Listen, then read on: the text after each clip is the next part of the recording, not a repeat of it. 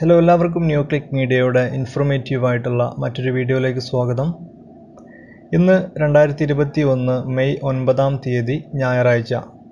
കേരളത്തിലെ പൊതുജനങ്ങൾ ശ്രദ്ധിക്കേണ്ട പ്രധാനപ്പെട്ട 4 അറിയിപ്പുകളാണ് ഈ ഒരു വീഡിയോയിൽ നമ്മൾ പങ്കുവയ്ക്കുന്നത്.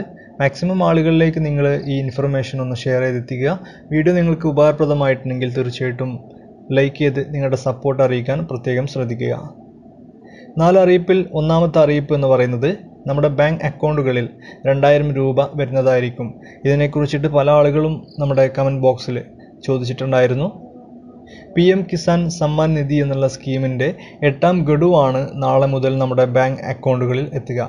ഇതിനു വേണ്ടിയിട്ട് അപേക്ഷിച്ചിട്ടുള്ള ആളുകളുടെ ബാങ്ക് അക്കൗണ്ടുകളിൽ നാളെ മുതൽ തുക എത്തിത്തുടങ്ങുമെന്നാണ് അറിയാൻ സാധിച്ചിട്ടുള്ളത്. ഇതുമായി ബന്ധപ്പെട്ട് RFTയിൽ കേന്ദ്ര സർക്കാർ ഒപ്പുവെച്ചിട്ടുണ്ട് എന്നും അറിയാൻ സാധിച്ചിട്ടുണ്ട്. ഇനി രണ്ടാമത്തെ അറിയിപ്പ് എന്ന് പറയുന്നത് ഈ 12ാം തീയതി വരെ അതിശക്തമായിട്ടുള്ള മഴയും ഇടിമിന്നലൊക്കെ ഉണ്ടാവാനുള്ള സാധ്യതയുണ്ട് എന്നാണ് അറിയാൻ സാധിച്ചിട്ടുള്ളത്. നമുക്കറിയാം നമ്മുടെ കേരളത്തിൽ ഈ കഴിഞ്ഞ ദിവസങ്ങളിലായിട്ട് പല ആളുകളും ഇടിമിന്നലേറ്റ് മരിക്കുകയൊക്കെ ഉണ്ടായിട്ടുണ്ട്. ഈ ഒരു സാഹചര്യത്തിൽ നിങ്ങളും അതുപോലെ തന്നെ ചെറിയ കുട്ടികളെയൊക്കെ പുറത്തു വിടുന്നവരൊക്കെ ശ്രദ്ധിക്കുക. എല്ലാവരും വളരെ ജാഗ്രതയോടെ ഇരിക്കുക. ഇനി മൂന്നാമത്തെ വളരെ സന്തോഷകരമായിട്ടുള്ളൊരു അറിയിപ്പാണ്.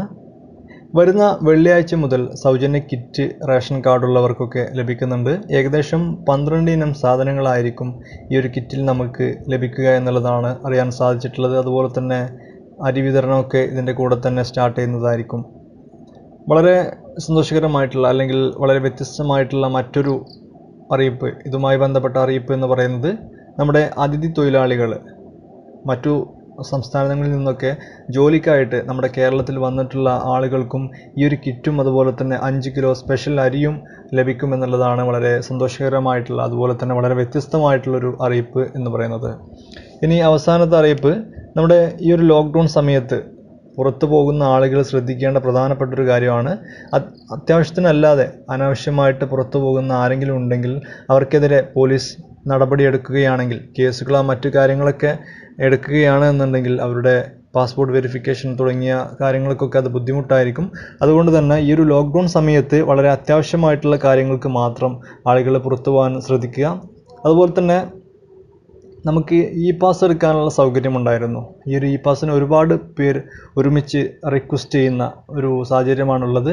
അതുകൊണ്ട് തന്നെ എല്ലാവർക്കും ഒരുമിച്ച് അതിനുള്ള കൺഫർമേഷൻ അല്ലെങ്കിൽ അത് അക്സെപ്റ്റ് ചെയ്യാൻ സാധിക്കില്ല എന്നുള്ളതാണ് അറിയാൻ സാധിച്ചിട്ടുള്ളത്. അതുപോലെ തന്നെ സാധനങ്ങൾ വാങ്ങാൻ പോകുന്ന ആളുകൾ, വാക്സിനേഷൻ എടുക്കാൻ പോകുന്ന ആളുകൾ, അവരൊക്കെ സത്യവാങ്മൂലം ഫില്ല് ചെയ്തിട്ട് അത് കയ്യിൽ കരുതിയാൽ മതിയാവും. അവർക്ക് പാസിൻ്റെ ആവശ്യമില്ല എന്നുള്ളതുമാണ് മറ്റൊരു അറിയിപ്പ് എന്ന് പറയുന്നത്.